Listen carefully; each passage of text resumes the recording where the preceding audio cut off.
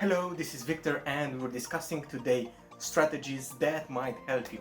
And I know that they can cause anxiety. So on my left hand side, is it your right hand side? I'm not sure, but you will find some nice kittens. So instead of focusing on my face, you can focus on that because that's way prettier. So I want to talk today about gardening. And yeah, we can just chop the houseplant there, but no, it's not that type of gardening. And it's about how to basically take care of your own garden before saying anything about somebody else's garden. And you're gonna say, oh my god, this guy is already going full Jordan Peterson mode on us. Not quite. I don't wanna speak about the holistics of it or the complicated processes that tending to your own garden means. All I wanna say, and I wanna share with you, the pressure that you feel when you are trying to take care of your own garden. And I will stop with this metaphor. So basically, trying to make yourself slightly better, trying to better yourself, become a better human, a better person in any shape that you find desirable. Because that's kind of where you start, right? You start with a why, you start with a reason to change, and you start with something that you would want to change at yourself. And okay, we're not doing here a talk on why change is necessary or why we all get to change during our lives. All we're doing is talking about the pressure and how to deal with that pressure. Because when you're trying to change, not many people will understand it, and your environment definitely won't understand it. If you have any pets, they will have the same habits, they will want to go for a walk at the same time. So you have to, and that's the first point, set very strong boundaries. That's the first thing, and the first boundary that you have to set is with yourself, right? So it's very easy to start something and then find out, hey, this is quite difficult, maybe I'll postpone it, and that's how you start procrastinating. That's especially true if you have some certain negative attitudes related to the thing that you want to change. So for example, if you're trying to work in AutoCAD and you find AutoCAD really boring and you didn't like this during your uni or your working time, whatever, then it's going to be tough to change unless you change that association that you have in your brain. And this is not me talking out of my plant, this is the actual science behind it. So the first thing is setting boundaries, and that's especially with yourself, okay? I know maybe in the future I will dive into more details, but for now that's enough. The second thing that I want to do is to ask for help. And when I'm saying ask for help means also paying for help and also going to professionals that can help.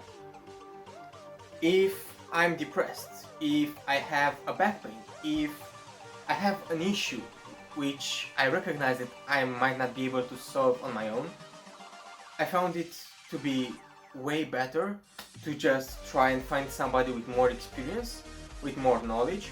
And this is actually what I'm doing right now. I'm basically sharing with you the knowledge that I got over at least 10 years from thousands and thousands of people who are way smarter than myself. So you have to understand, and you have to be sort of humble about it. Because see, if anything would be alright, then you wouldn't need the change. Then probably you wouldn't need to listen to me and look at that nice kitty or whatever it is. But see, it's very important to understand that some battles you cannot fight alone, and it's very important to ask for help whenever you feel like it's necessary. Okay, so the third step that I want to share with you is you have to speak with the people around you. And I know that I said to set boundaries, especially with yourself. See, those boundaries, you have to reinforce them, and you have to speak about them on, I wouldn't call it a daily basis, but weekly basis is kind of nice. And also check the reactions of the people around, because that's very important. See, not many people will root for you, and that's just the truth of it, everybody knows it, but there are so many people that will just pay lip service, right? and they wouldn't necessarily be helpful to you. So if you have a friend that's, let's say, extremely, what's the opposite of frugal? I don't know, he loves to spend lots of money, right? And you want to become more frugal for a month. That's your challenge. You saw some great videos on minimalism, you want to try it, you want to stop buying things for 30 days, okay? Would you hang out with that friend? Especially in a shopping mall. It's fine if you just go out with him. You can have a beer, you can talk, you can walk in a park, there are so many alternatives. But you don't go to a shopping mall with a friend that spends a lot if you're trying to save money. That's what I'm trying to say. And you have to be aware that, and I've heard this phrase in so many places, and this is just paraphrasing it, but you cannot choose your family or you cannot choose the people around you, but you can choose your peers, okay? So this is not to say that there is something wrong with anybody around you, no, but we have different values, we have different things that we aim for, and it's kind of obvious that sometimes there will be disparities, right? So I'm not going to say the whole thing that you become the 5 people that you spend the most time with, but I will say that you shouldn't accept something from anybody that you don't agree with in terms of mindsets, right? So if somebody tells you, yeah, you're trying to save money, but we should spend at least 30% of our income in that certain industry, let's say in restaurants, or the economy will halt. Okay, that can be the reality, but that's not necessarily my reality. And I think that's a poorly thought example, because we can stay and debate the economics of it for a long time here. But that's the whole idea. Or maybe they will say something like about designer brands, right? You can see I've got a black t-shirt, which is kind of cheap, because I found that in uni. I finished high school, and I finished high school with those high expectations, and I was only buying designer clothes. I was buying clothes that would be, I mean, I had no income back then, but even when I started working when I was 19 at my first job, well, I wasn't making that money. I wasn't making that money in a week, right? And I was buying those very expensive suits, very expensive pants, t-shirts. I remember I bought a swimsuit once that was half of my take-home pay, at the time, right? So that's insane, that's mind-boggling, and it costed that much only because it was from a specific manufacturer, and I absolutely loved it, and I still have them today, but that's not the point of it, right? It didn't make sense in that situation to buy those expensive things. But I was in that mindset because everybody else around me was in that particular mindset. And during uni, the shift happened. I went to a uni where people would come to the lectures dressed in overalls, dressed in basically pajamas and all of that crazy stuff. They didn't care, right? I'm an engineer, so there's that.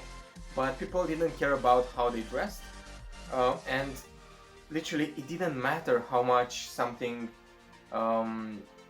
was costing, right? It only mattered if it helped you. Because if you're going on site, and I worked in construction for a while, and I remember this particular day when I was outside and it was pouring rain, and everybody else had a jacket that was waterproof, and I didn't.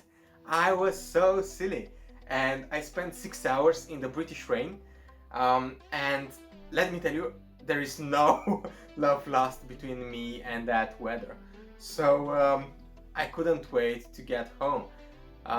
But I think that's kind of what I wanted to say. I think, yeah, it went out of focus, right? I think that's what I tried to say. You don't have to accept things that are not necessarily your reality. And those will be the 3 points that I want to share with you today. I'm positive there are many others. I'm positive that maybe those are not the most important ones. But I think it takes a lot of pressure out of you to realize that, hey, it's fine, I'm doing this for myself. I don't have to explain myself to anybody. as long as I'm not hurting anybody. So that's sort of the baseline of becoming better. I'm doing something to become better. I'm getting everybody to be better in that whole process as well, because if I'm better, the people around me will be also better. And yes, I realize you can make a drinking game out of this. You can take a shot after each time that I said better in my last 1 minute. But if you're becoming slightly better, then maybe you can have an impact in a certain area that can benefit the whole humankind. And obviously that takes lots of time, lots of practice, lots of showing up daily. But there's this pressure that we're feeling when you're trying to change something. And I'm here to tell you that it's fine, it's normal. Don't be discouraged by it. Don't feel like you cannot speak about it. It's not a taboo. You can find people to speak about it, and if not, if you don't, it's fine. You can go to a professional and speak about it. And I'm talking about a therapist here. Like, if you just take 30 minutes, a booking of 30 minutes, and just talk about those issues with that person, that can also help. I realize this is not a very cost-effective method, but whatever works. I'm just here to try and give you as many alternatives as possible and say that, hey, it's fine, and change is worth it. Change for the better is worth it.